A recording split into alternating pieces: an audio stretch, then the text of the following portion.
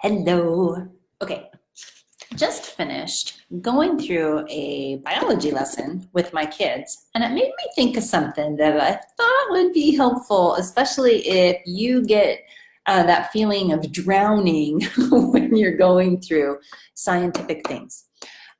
We are studying biology, and we're doing what I'm calling a quick survey of biology. And today's lesson was all about Kingdom Monera.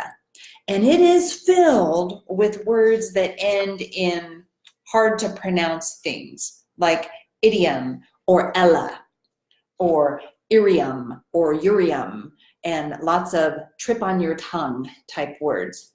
So we were talking and I said, I want you to understand on a scale of 1 to 40, how interested are you in the kingdom of Monera, bacteria? And one kid said, on a scale of 1 to 40, I'm about a 20. I said, okay, so you're pretty interested. How about you? And I pointed to the other kid and he goes, 2. Like, okay, so what's the big picture? When you're studying something like biology or chemistry or physics or those things that are so chunky with scientific terminology, it really helps to take a step back and to see the big picture. To remind your kids that science is all about curiosity, asking questions. What happens if? I wonder why, or what would happen if I did this? Curiosity. So as we're studying bacteria, we're asking, well, what are you curious about? And then we do a survey of the topic, because honestly, before college, what is the purpose of memorizing all of the terminology in science? Oh, it can make you feel good when you win the spelling bee or the vocabulary bee, or you get to the answer faster than the person next to you. But do you really need to know Staphylococcus? Do you really need to know that? If you don't, it's more important to take a step back and to realize, okay, what am I curious about? What is the general information? And then what's the deal? Hey, Julia, what's the deal with the technical terms? Why do I need to worry about the technical terms in the scientific terms, the vocabulary? And the big picture is that in science, it's all about communication. Science is founded on a dead language, Latin. Now, why is that important for kids to understand?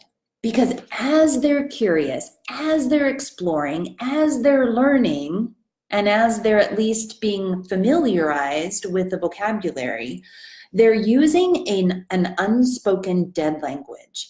That means when they get super excited about something and they chase after that curious thing and they come up with a theory or a hypothesis or a discovery, and then they write it down. 200 years later, should the Lord tarry, 200 years later, somebody reading their scientific journal is going to understand exactly what they're saying because your kids, my kids, our kids will have used that dead language of Latin. Now, trying to memorize and learn all of the Latin terms as you study any area in science can be completely and totally overwhelming. But once the kids understand, oh, it's all about communication. See, when I'm talking about bacteria and I am using the same language that somebody's using in Italy, it doesn't even matter that we don't necessarily understand the same spoken language because we're using the same scientific language. So when you're studying science with your kids, don't get lost into the downward spiral of trying to necessarily understand and master all the vocabulary. Some kids are whizzes at it. I love weird and funny words.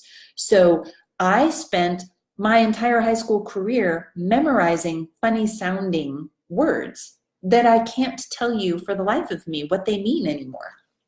But for the kids, as they're studying science, we should be looking for what area in science draws them in and causes them to go, wonder why that happens. Wonder why that is. And then to allow them to chase that down. And then we can equip them with the skills necessary to decode the words in science so that they don't get lost if they need to learn all that terminology. So I have 5 kids, and only one of them is what I would consider a scientific brain. When he got to the end of microbiology and whatever it was, I can't remember, like 2 years ago, he shuts the book and it's some weird big word, and he's like, we'll just call it bacteria just for the sake of this story. He closes the chapter and he says, don't you just hate it when you get to the end of the chapter on bacteria and it's over? No, I don't hate it. I personally am ready to move on before the chapter begins. But curiosity is what drives him to dive deeper.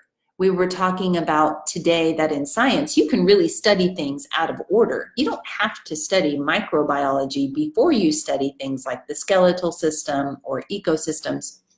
And he said, yes, but when you study from the smallest things first, you get a deeper foundation of how things work together in the grand scheme of things. Science brain. So I was telling him, dude, you're in high school, and it's important for me at this stage in your life that you understand that science is a foundational platform for you to spring forward. I need you to understand that science is about curiosity and asking excellent questions, and to become an expert at taking a grand survey before you dive deep. Because you could literally study bacteria for the rest of your life if you wanted to. But you could if you wanted to. And remember that understanding those technical terms is really for the sake of communication with other scientists around the planet. And so when you're studying science right now in high school, because he's in 10th grade, and we're studying the same things with our middle schooler, our 8th grader, what I want you to walk away from is that understanding that you are studying science for the purpose of seeing how amazing creation is and how it all declares the glory of God, and that you are learning the foundations of communicating in science so that as you build upon these things that you've learned when you were younger and through high school, you can communicate clearly with the scientific community later, should you so choose. And if you take biology and if you decide to study bacteria for the rest of your life, or in college, then that would be when you would take the time to memorize all those chunky, hard to pronounce words.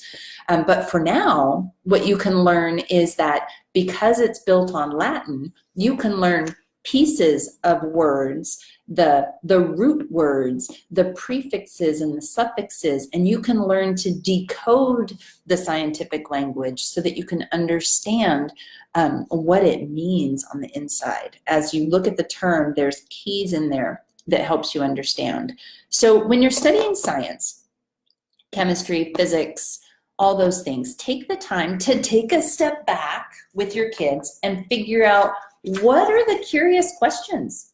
What do you want to know? And then go deeper and let yourself do a survey, not necessarily following the book.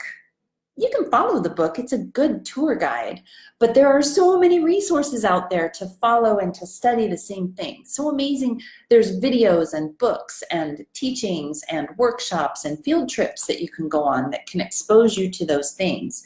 And then realize that the technical terms are really just to help you master communication. And then science, for me, which can be very overwhelming to teach, the terms are just so crazy. But once I remember that, it's like, we can do this. So anyway, that's just my thought for the afternoon. We just got done with Kingdom Monera. And now we get to move on to more fun things, because I don't love that section of science, but I do love teaching the kids the art of communication and being able to step back and to communicate clearly with the world around them. So that's really what I see in the science for today. What are you guys studying in science? I'd love to know. Thanks for just taking the time just to listen just for a second, and I will see you soon.